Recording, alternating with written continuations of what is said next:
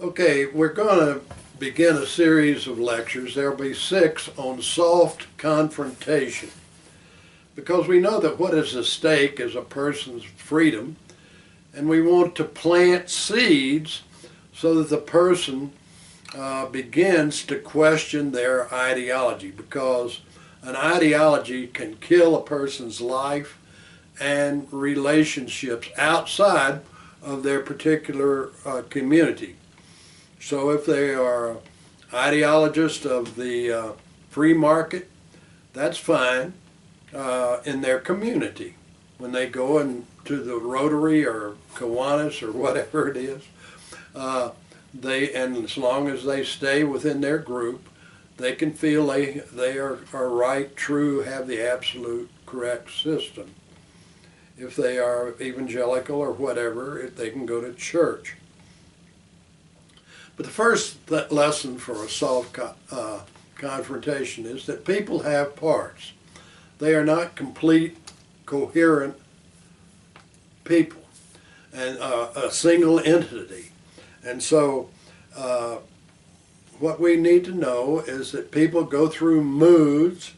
They have what I call modules, different little component parts, so that when they say I, sometimes they say I and mean one thing, and sometimes they say I and they're showing a totally different self. And so it's difficult to say he is a and cohesively say this guy's a nutball. He believes in some ideology that's dead as a rock, and shake your head and say, I can't handle that guy. Actually, that guy or that woman with the ideology has a number of parts. And this is the basis of when we talk about presuppositions in the liberation psychotherapy set of video chats, the fireside chats. You know that they are different modules, and then in therapy we squeeze the juice out of the negative modules and build up the positive modules so that the person is more coherent. And then we build up the central self that is the adult, the scientist, what Freud called the ego, the part that is solidly logical. So we're going to figure out this soft confrontation. You stay separate and stay objective. You're not getting judgmental about the person in some harsh manner, because if you do, this person will go crazy on you and they'll jump up and say, you're stupid, you're attacking my ideology, there's freedom of religion, why don't you accept the truth, blah, blah, blah. So it's got to be a soft confrontation. So I'm going to give you 10 options. The first one is the real you. Like, you do not seem like the real you right now. I'm a little bit baffled by what you're doing, because I know the real you is quite different. Soft, loving, non-judgmental, hopeful, kind, considerate, loving. Number 2, do you have other thoughts on this particular subject? Are you saying this is your whole mind? Because I seem to remember that there are other parts of you.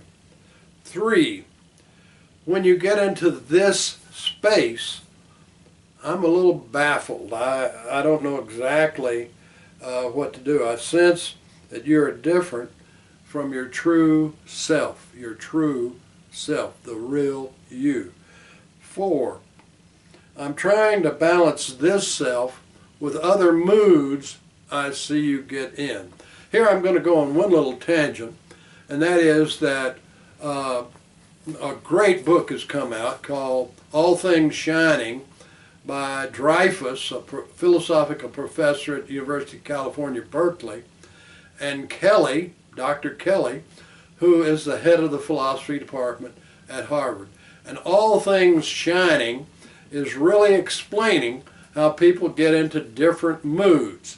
So this is a philosophical justification of what I'm explaining, because they say that if a person doesn't learn and accept that they have different selves, they can go into nihilism, N-I-H-I-L-I-S-M,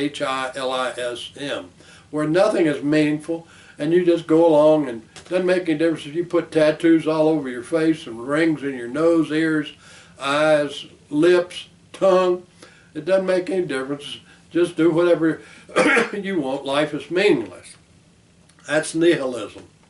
And so Kelly and Dreyfus, from Philosophical Thoughts and an Examination of the History of Philosophy, are explaining a different option, where they say we need to go back to ancient Greece, where there was understood that there was a pluralism of selves, that monotheism has helped give us the idea that a person is absolutely a coherent person. And they say, and I love this, they go to Moby Dick by Herman Melville and talk about the obsession of one item, of saying, my truth is the truth, like Ahab as he goes to try and kill the white whale.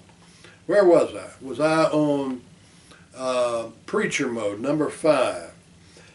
You seem so authoritarian right now. Are you always in the preacher mode?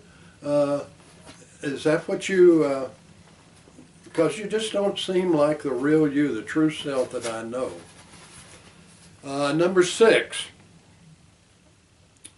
You are so authoritarian when you get into this space, and you're not your more generous self. Number 7. When you get here and start talking like this, you raise your shoulders, your voice seems more, well, it seems like it's got scare in it to me, and you just are going into shoulds, like a critical father or critical mother, a real parental person. It doesn't seem like your generous self. So I think we're at number 8. I like you better when you are not righteous. That's not too heavy judgmental. It's a little soft. It's got a little bit of a knife edge to it, because you call the person righteous because they're going into preacher explanations and demands that you believe something. Number 9. And here again we're pushing parts. I feel confused and want to go away when you begin to talk like this, like this. Number 10. When you're in this persuasion, I wonder if 5 minutes from now, if you won't show a different part of you, excuse me, that is more considerate, that's more treating me like an equal person in life. So, one thing that helps in terms of understanding modularity, or as Kelly and Dreyfus say, moods, people get into moods, and they're all for moods. They say, go to a football game or a basketball game and join the crowd, and what they call whoosh, just say yippee and get excited. By the way, I'm taking another course at Harvard on these open online courses, and that person also says you need to get in the whoosh, W-H-O-O-S-H, the excitement. So I guess whoosh is a big word at Harvard right now. Well, what I'm saying in this particular lecture is that an ideology is only one part. I know you. I know the real you, the true self. And you're saying in an oblique form, I'm sick of this rhetorical nonsense. And then you can end with one question. Tell me how you serve humanity and solve their needs in the 21st century.